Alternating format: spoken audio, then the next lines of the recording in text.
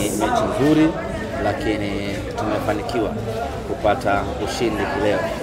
Mechi ilikuwa ngumu kutokana na ubora wa Namungo na mipango ambayo Namungo alikuja nayo katika mchezo huu wote, lakini tumefanikiwa kufungua loki zao na kupata ushindi wa magoli 3-2.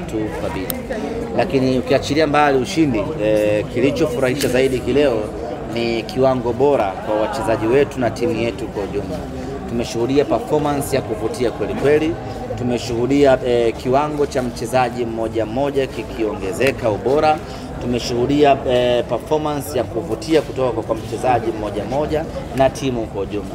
Tunachoweza kusema kwamba Simba yetu tumeipata. Japo hatujafika mwisho kwenye Simba ya kwetu, lakini walau mwanga umeanza kuonekana kuelekea kwenye Simba yetu. Wana Simba wanafahamu wanataka mpira wa aina gani, wanataka mpira mzuri, wanataka pasi nyingi, wanataka magoli mengi, wanataka kuona wachezaji wakifanya pressing, wanataka kuona wachezaji wakikimbia, wachezaji wanatengeneza mashambulizi na nafasi. Na vyote hivyo vimeonekana katika mchezo huu wa leo. Lakini watu wameshuhudia mabadiliko ya kikosi, lakini kama haitoshi watu wameshuhudia mabadiliko ya wachezaji mmoja mmoja, kitu ambacho kimeweza kuwavutia watu wengi leo. Na kila mwana Simba ambaye anaondoka hapa Benjamin Mkapa leo anaondoka akiwa na furaha ya hali ya juu mno baada ya kuiona Simba mpya, Simba ya kwetu. Nasema kwamba Matola amerahisisha mpira, ameonekana mwepesi mpinzani wenu leo. Ya, Matola ni moja kati ya makocha bora sana tuliokuwa nao barani Afrika, na tumeona leo namna ambavyo amekuwa na uthubutu wa kufanya mabadiliko ya kikosi, lakini kama haitoshi namna ambavyo amekuwa na uthubutu wa kuona yule pale hayuko sawa sawa, wacha ni mbadilishe. Hiyo yote inatokana na upeo wake mkubwa wa kusoma mchezo na kuangalia mechi inaendeleaje. Na tumeona mchezaji mmoja mmoja kiwango chake kimeongezeka.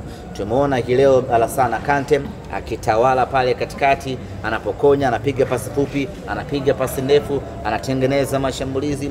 Tumemuona Budo ambaye hatujamuona kwenye kiwango bora namna hii kwa muda mrefu kwa kweli. Hii ni kazi ya muda mfupi ya Mwalimu Selemani Matola ya kuongeza viwango vya mchezaji mmoja mmoja, na hatimaye watu leo wameondoka hapa Benjamin Mkapa wakiwa wameridhika kwa 100%. Kumekuwa na kigugumizi cha man of the match kwa namna ambavyo wachezaji wote wameperform. Ya, walioteua wamepata kazi. Kwa sababu kuna wakati alionekana kama Budo angeweza kuwa man of the match, kuna wakati kama Kante angekuwa man of the match, kuna wakati waliofunga pengine wangeweza kuwa man of the match, lakini yote kwa yote wamekwenda kuchagua mtu sahihi ambaye ni Rushin De Reuck, baada ya kazi kubwa ambayo ameifanya, interceptions ambazo amezifanya, blocking ambazo amezifanya, ukijumlisha na goli ambalo amefunga limemuongezea thamani katika mechi ya leo, na hatimaye amekuwa mchezaji bora. Na Rushin anafunga goli lake la pili katika ligi kuu ya Tanzania. Ni jambo la kufariji kuona ya kwamba ukiachilia mbali washambuliaji tunao wategemea, lakini hivi sasa tunapokuwa na mipira iliyokufa kuelekea katika lango la mpinzani, Rushin anaongezeka pale na anatengeneza options za wafungaji kuwa wengi. Bwana, kwa pila ambalo limepigwa leo, wana Simba wasishangae Matola akaachiwa timu.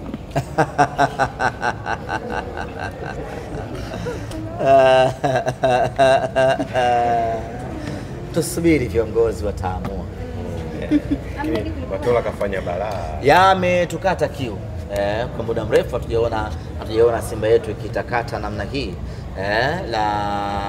Tumeona maingizo ya wachezaji wapya, Semfuko Charles, na amefanya kazi kubwa kwa kweli, anachukua na achia moja, yani kama bahari hakai na uchafu. Hiyo yote ni kazi ya Selemani Matola ya kumwambia bwana, wewe unaweza, nenda kafanya vitu basic, dunia itafurahi. Kwa kama vipi apewe tu. Najua Matola ni kocha mkubwa sana, na kwa ligi ya ndani hii Matola anaweza akakupa kila kitu ambacho unakihitaji. Matola dhidi ya timu hii ambayo tuko nayo ya Simba, ya wachezaji hawa wazuri tuliokuwa nao, ana uwezo wa kufanya wonders sana katika ligi hii ya Tanzania. Nani wa kuweza kumsumbua Matola? Namungo, Fountain, Azam, Lipuli ama kitu gani? Anaweza kucheza nao vizuri kweli kweli bila mashaka ya aina yoyote. Umenenepa, ulikuwa wapi? Zingatia swali. Okay, sawa. Kumekuwa na maswali mengi kuhusiana na kiwango cha elimu Mpanzu, namna ambavyo anacheza. Pengine ni mategemeo ambao wana Simba wanao na wadau wanapofahamu namna ambavyo anacheza, ama kuna kitu kingine cha tofauti? Ya mechi ya leo haikuwa nzuri kwake. Cheza kwa dakika 45 na hakuwa na performance ya kuridhisha, na ndio maana mwalimu akamtoa. Na ni kawaida kwenye mpira wa miguu, kuna siku unaamka mambo yanakataa. Kwa hiyo leo kwake haikuwa siku nzuri, na ndio maana mwalimu akafanya mabadiliko ya haraka kumwingiza mchezaji mwingine. Kiwango chake hakina mashaka, hakina mashaka hata kidogo, lakini usitegemee kila siku atakuwa kwenye kiwango bora. Kuna siku inakuja, kuna siku inakataa.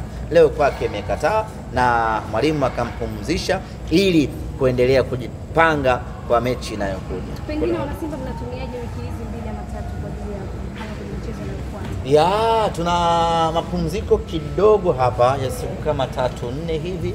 Alafu wale wachezaji ambao wanakwenda kwenye majukumu ya timu ya taifa wataondoka kwenda kwenye majukumu hayo, lakini kundi kubwa la wachezaji litabaki kwa ajili ya kuanza maandalizi ya mechi yetu ya ligi ya mabingwa barani Afrika.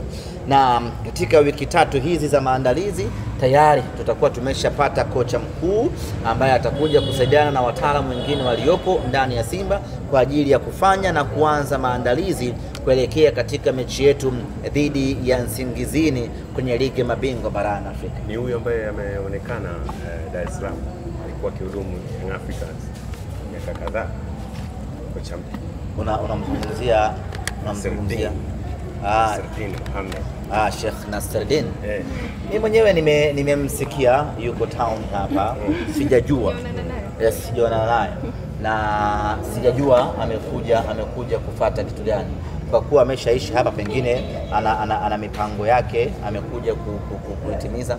I'm not sure kama ndio kocha wetu mpya, kwa sababu bado vile sijapewa taarifa na wakubwa wangu ama dodoso na wakubwa wangu ya kwamba nani atakuwa kocha mpya. Kwa hiyo kama Nabi yuko mjini hapa, siwezi kuthibitisha kama ni kocha wetu. Nabi ni one of the best coaches hapa barani Afrika, lakini kama haitoshi, ukiachilia mbali ubora aliokuwa nao, maarifa aliyokuwa nayo, lakini faida nyingine aliyokuwa nayo ni league experience ama environmental experience ya Tanzania.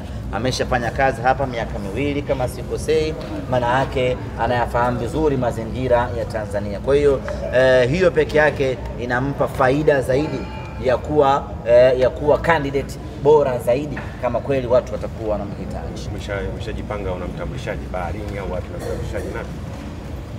Mbona kama una uhakika sana tunachukua naye? Ameshadukua mambo. Mimi kusema kweli taarifa sina. Na mimi ningekuwa najua ningewapa hata code. Lakini kusema kweli ni declare hapa ya kwamba sijui kocha gani, lakini ndani ya wiki hii tutakuwa tumemaliza mchakato mzima wa kocha. Semaji kuhusu Miguel Gamondi, je, naye natajwa kwamba amepeleka na mhitaji na ndani ya Gamondi siwezi kumzungumzia at all kwa sababu ni mwajiriwa wa taasisi nyingine. Itakuwa ni unfair kumzungumzia mtu wa taasisi nyingine.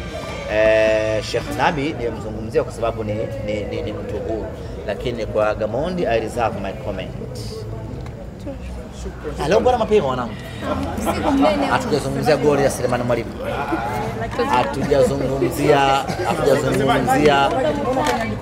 Hatujazungumzia nini kingine Mutale. Hatujazungumzia kama nani kama Rushin ndio mchezaji anayeongoza kwa magoli kuliko washambuliaji wa timu nyingine. mbona mnanikatisha? Tunazungumzia pia kama kocha wa Gaborone bado yupo mjini. Hatujazungumzia kama wamekaa kikao hiki leo wakamwambia cheza kama anavyocheza Matola. Hatujazungumza. Waandishi hamtaki content za moto moto, hamtaki. Lile pila lile unaweza ukalipa jina gani? Ule ni mchanganyiko ni mchanganyiko wa jimbi, muhogo, mlenda pamoja na mnamu. Ndio unapata lile pira ambalo wanacheza ndugu zetu hivi sasa. Pira fulani gumu hivi, pira ambalo haujui wanafanya kitu gani uwanjani, yani ili mradi tu wamevaa uniform zao zile, basi wanakwenda mbele wanarudi nyuma. Yani ni pira ambalo halitafsiriki. Ushawahi kuona kiumbe kisichojulikana ni cha aina gani?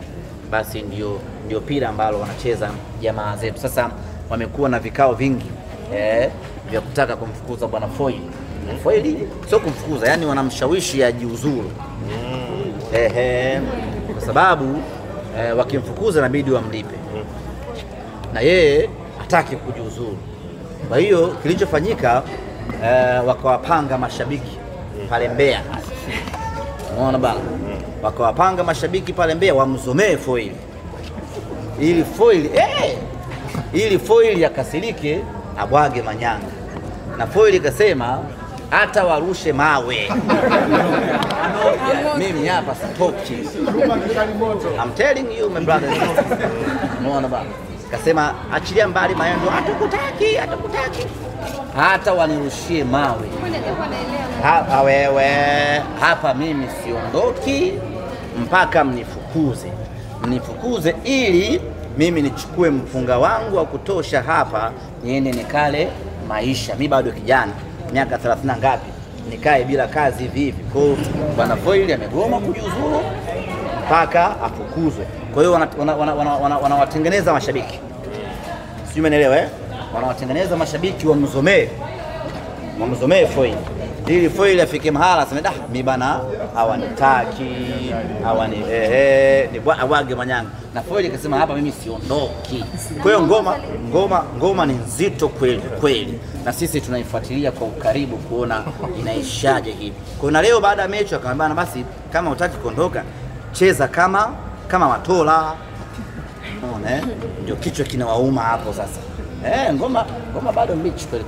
Lakini Foil ana uwezo. Foil ni kocha mzuri sana, na sisi tunamwombea aendelee kukaa nao mpaka wazamishe shimoni.